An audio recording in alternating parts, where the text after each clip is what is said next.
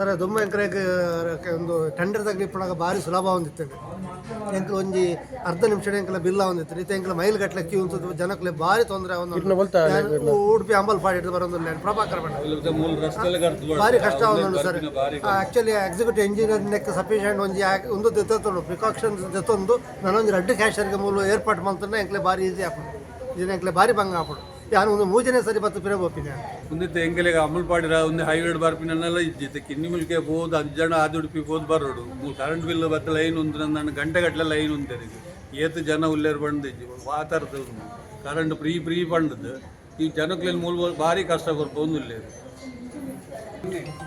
ಮಣಿಪಾಲದ ಬಿಲ್ಲನ್ನು ಎಲ್ಲಿ ತಗೊಳ್ಳುವುದಿಲ್ಲ, ನಮಗೆ ಎಲ್ಲ ತುಂಬ ತೊಂದರೆ ಆಗ್ತಾ ಇದೆ. ಮುಂಚೆ ಎಲ್ಲಿ ತಗೊಳ್ತಾ ಇದ್ದರು, ಈಗ ಕ್ಯೂ ಅಲ್ಲಿ ನಿಂತರೂ ಬೋರ್ಡ್ ಒಂದು ಹಾಕಿದ್ದಾರೆ, ಅದೇನು ಒಳ್ಳೆ ಕೆಲಸ ಮಾಡಿದ್ದಾರೆ.